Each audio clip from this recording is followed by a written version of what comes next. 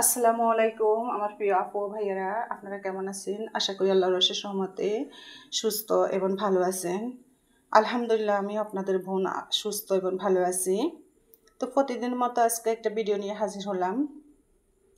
তা আজকের ভিডিওটা হচ্ছে আপনার ব্যতিক্রমী। আজকে কোনো মাছ গোস্ত কিছু রান্না করব না। আজকে আপনাদেরকে সাথে শেয়ার করব আমি এই যে ভর্তার আইটেম। তো দেখো, এখানে আমি রসুন নিয়ে নিয়েছি। আজকে ভর্তা করব, দুই আইটেমের ভর্তা হবে। একটা হবে রসুনের ভর্তা আর একটা হবে যে বেগুন নিয়ে ফেলছি, বেগুনের ভর্তা।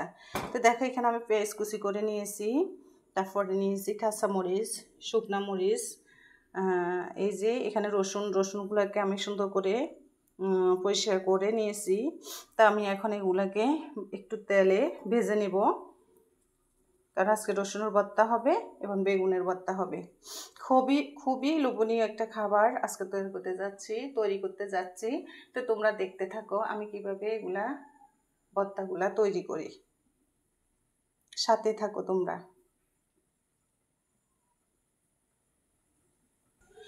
তো আপু ভাইয়ারা, আমি বেগুনটাকে এখন কেটে নিব। বেগুনটাকে আমি আজকে ভেজে ভর্তা বানাবো, তেলের মধ্যে ভেজে তারপরে আমি ভর্তা করব। এবার একটু টমেটো দেব এই বেগুনের সাথে, এজন্য এক ফালা টমেটো নিয়ে নিলাম। এই টমেটোটা আমি বেগুনের সাথে অ্যাড করব। তো তোমরা দেখো, তো এই যে দেখো, আমি একটা ফ্রাই প্যান বসিয়ে দিয়েছি। এখন আমি রসুনগুলোকে আগে ভেজে নিব। একটু তেল দিয়ে দিয়েছি।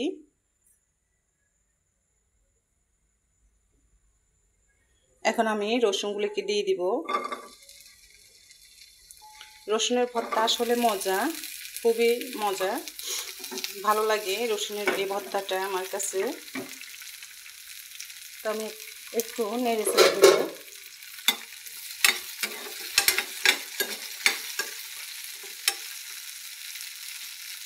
এগুলো হতে থাক, তারপর আমি একটু ঢেকে দেব।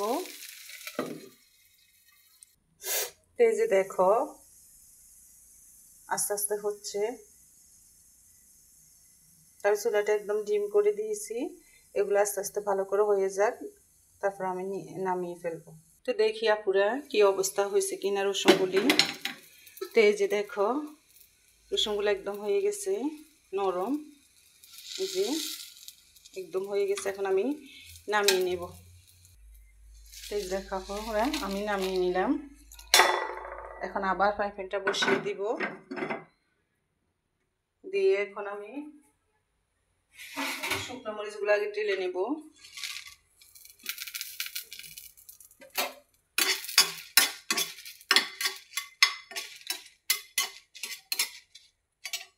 দেখো পুরা এই যে মরিচগুলো টেলে দিচ্ছি।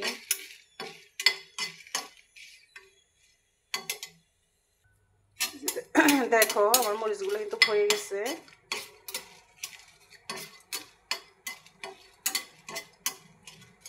এখন আমি মরিচগুলো নামিয়ে নেব। দেখো আমি মরিচগুলো এখন নামিয়ে নেব, এখানেই রাখবো রসুনের সাথে। দেখো আমি একটু তেল দিয়ে দিছি। এখন পেঁয়াজগুলো ভেজে নেব। একটু কাঁচা পেঁয়াজ রেখে দেবো, সবগুলো ভাজবো না। এই যে এগুলো শুধু ভাজবো, এগুলো রেখে দিলাম, আমার লাগবে। পেঁয়াজগুলোকে একটু ভালোভাবে ভেজে নিব যাতে কাঁচা গন্ধটা চলে যায়। এই যে দেখো আপুরা, পেঁয়াজগুলো ভাজা হয়ে গেছে, আমি এখন নামিয়ে নিব। দেখো আমি নামিয়ে নিলাম, পেঁয়াজগুলোকে হয়ে গেছে। এখন বেগুনগুলো আমি ভেজে নেব। এই যে দিয়ে দিচ্ছি।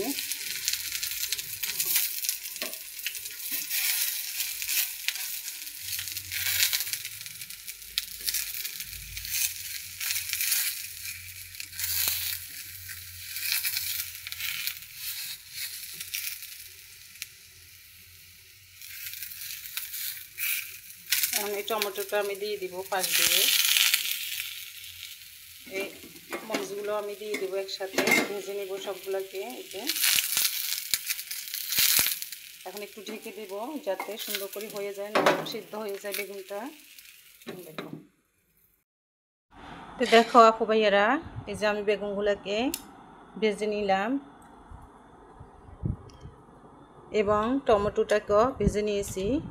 এখন আমি আগে বেগুনের ভর্তাটা করব, তাই প্রথমে নিয়ে নিলাম, ভেজে কারণ আমি বেগুন ভর্তার সাথে কাঁচা পেঁয়াজ ব্যবহার করব। কাঁচা পেঁয়াজ দিয়ে ভর্তা করলে আমার বেশি ভালো লাগে, যখন ভাতের সাথে খাওয়া হয় দাঁতের নিচে পড়ে না, তখন খুব ভালো লাগে খেতে। তো সেজন্য আমি কাঁচা পেঁয়াজ দিয়ে বেগুন ভর্তা করব।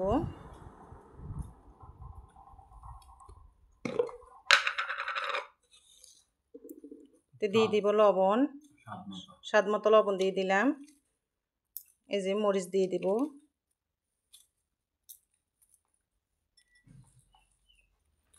তো এই দেখো আমি এখন মরিচগুলোকে হাত দিয়ে কষলিয়ে নিব এবং কাঁচা মরিচগুলোকেও কষলিয়ে নিব একসাথে। ভালো করে ভেঙে নিব মরিচগুলোকে।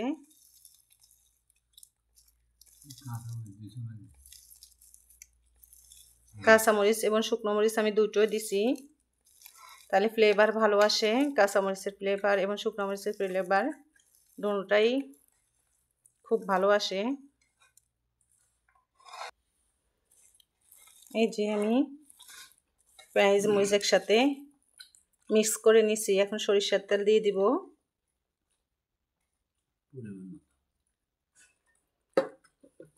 এই যে সরিষার তেল দিয়ে দিলাম। এখন আমি বেগুনগুলো সবগুলো একসাথে মিক্স করে নেব।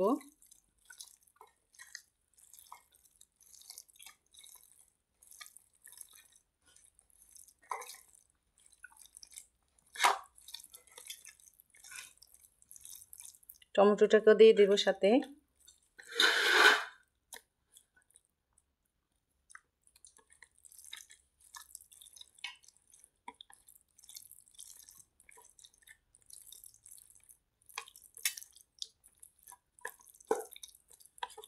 দেখো আপু ভাইয়ারা কত সুন্দর একদম আমি মেখে নিয়েছি সবগুলো একসাথে। একটু টেস্ট করে দেখি কেমন। বিসমিল্লাহ। খুবই ভালো, মজা। ভর্তা বুঝি না তো, দেখো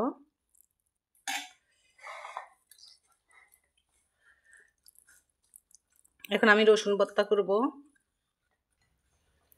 তো এই যে আমার প্রিয় আপু ভাইয়ারা, আমি রসুনগুলোকে খোসা থেকে ছেড়ে নিলাম এবং পেঁয়াজগুলো তো আগে ভেজে ভেজে নিয়েছি দেখছেন। আর এখানে আমি এখন লবণ দিয়ে দেব, দিয়ে মরিচগুলোকে ভেঙে নেব। এখানে আমি একটু কাঁচা পেঁয়াজ নিয়েছি, কারণ আমি একটু কাঁচা পেঁয়াজও ব্যবহার করব, তাহলে ভালো লাগবে। কাঁচা পেঁয়াজের ফ্লেভার এবং ভাজার পেঁয়াজের ফ্লেভার দুটো একসাথে আসবে, খেতে ভালো লাগবে। রসুনের ভর্তা আসলে খাওয়ার দরকার আমাদের, কারণ যখন আমাদের শরীরে ব্যথা হয়, বাতের সমস্যা থাকে, এই রসুনে বাতের সমস্যাটা দূর করে। তবে অনেকে খেতে পারবেন না, যারা আবার যাদের হাই প্রেশার বেশি, তাদের রসুন আবার ক্ষতি করবে, তারা অ্যাভয়েড করাই ভালো, বেশি খাওয়ার দরকার নেই। তো এখন আমি মিশিয়ে নেব এগুলোর সাথে, কাঁচা পেঁয়াজটাকে আগে মিশিয়ে নেব।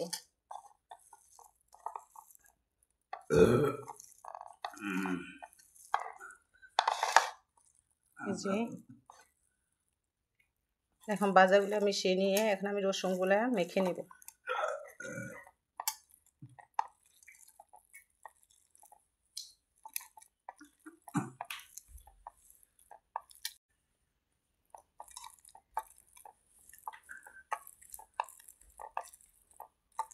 এই যে দেখো আমি এখন সব একসাথে মিক্স করে নেব।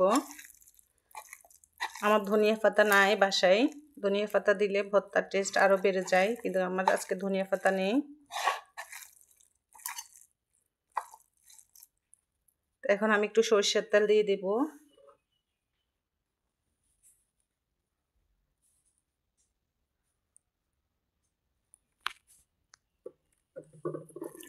এখন সব একসাথে মেখে নেব।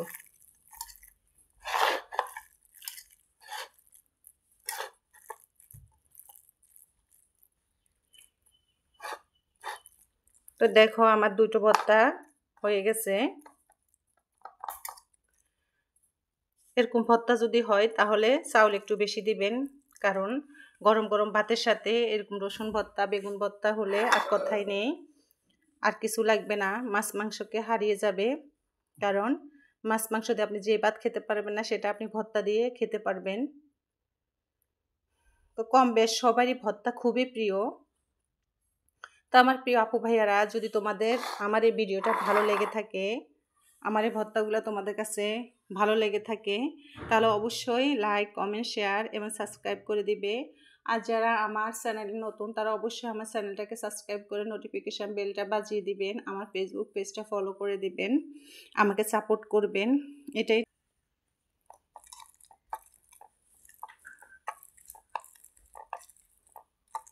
এই যে দেখো, আমি এখন সব একসাথে মিক্স করে নিব।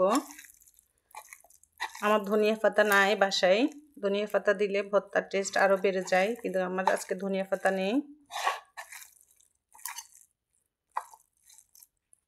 এখন আমি একটু সরষের তেল দিয়ে দেব।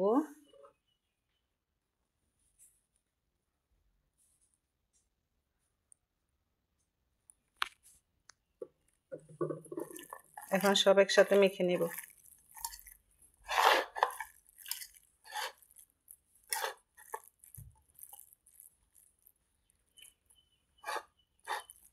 তো দেখো, আমার দুটো ভর্তা হয়ে গেছে।